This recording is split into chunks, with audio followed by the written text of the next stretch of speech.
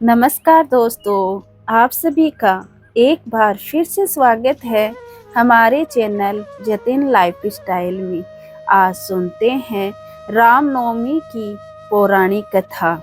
भय प्रकट कृपाला, दीन दयाला, कौशल्या हितकारी, हर्षित महत तारी, मुनि मनहारी, अद्भुत रूप विचारी। दोस्तों, चैत्र मास के शुक्ल पक्ष की नवमी के दिन पुनर्वास नक्षत्र तथा कृक लगन में रानी कौशल्या की कोख से मर्यादा पुरुषोत्तम भगवान श्री राम का राजा दशरथ के घर में जन्म हुआ था। इस पर्व को हम सभी रामनवमी के रूप में मनाते हैं। साथ ही इस दिन मां सिद्धिदात्री की उपासना भी की जाती है।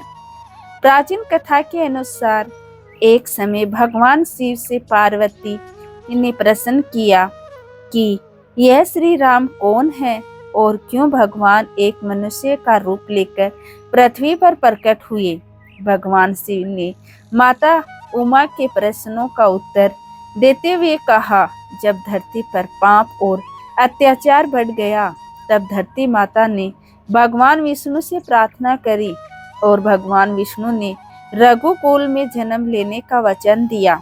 भोलेनाथ आगे कहने लगे, प्रभु श्री राम के अवतार लेने के 5 विशेष कारण रहे। पहला कारण था संत कुमार का भगवान के पार्षदों का श्राप, जिसके कारण उनको राक्षस योनि में जाना पड़ा और उनके उद्धार के लिए भगवान को अवतार लेकर आना पड़ा।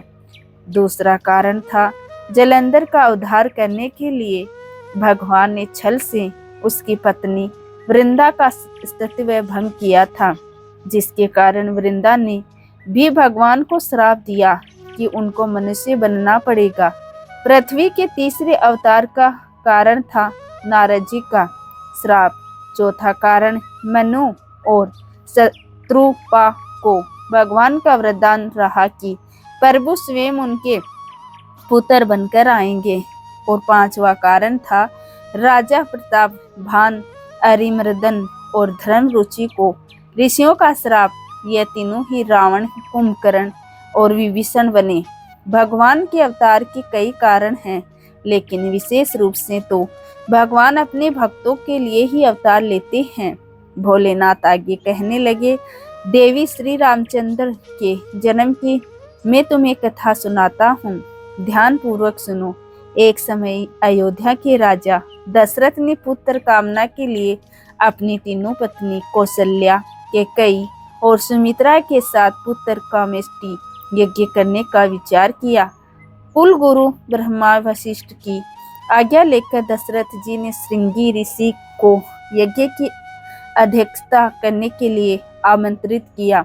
यज्ञ समाप्त होने पर हवन कुंड की अग्नि से अग्निदेव प्रकट हुए। उनके हाथ में एक खीर का पात्र था। उस पात्र को राजा दशरथ को देते हुए अग्निदेव बोले, राजन, यह आपके यज्ञ का प्रसाद है, इसे अपनी तीनों रानियों में बराबर बांट दे। जिस कामना से आपने यह यज्ञ किया है वह अवश्य अति शीघ्र पूर्ण होगी। ऐसा कहकर अग्निदेव अंतर्ध्यान हो गए। राजा दशरथ ने आशीर्वाद स्वरूपी उस खीर के कटोरे को अपनी तीनों रानियों को खाने के लिए दे दिया। प्रसाद ग्रहण करने के परिणाम स्वरूप तीनों रानियों ने गर्भ धारण कर लिया। ठीक 9 महीने बाद राजा दशरथ की सबसे बड़ी रानी कौशल्या ने श्री राम को जन्म को भगवान विष्णु के 7वें अवतार थे। कैकेयी ने श्री भरत को और सुमित्रा ने जुड़वा बच्चों श्री लक्ष्मण और श्री शत्रुघ्न को जन्म दिया। भगवान श्री राम का जन्म धरती पर दुष्ट प्राणियों का संहार करने के लिए हुआ था। महाराज के चारों पुत्रों के जन्म से संपूर्ण राज्य में आनंद का माहौल था। हर कोई खुशी से गंधर्व गान कर रहा था। अप्सराएं नृत्य करने लगी। देवताओं ने आकाश से पुष्प वर्षा करी। महाराज ने ब्राह्मणों और याचकों को दान दक्षिणा दी। महर्षि वशिष्ठ ने महाराज के चारों पुत्रों का नामकरण संस्कार किया। समय बीतता गया। धीरे धीरे चारों बालक बड़े हुए। इन चारों में राम अपने तेजस्वी गुणों के कारण प्रजा को अति प्रिय लगने लगे। जब भी महाराज अपने पुत्रों को एक साथ देखते उनका मन आनंद से भर उठता था।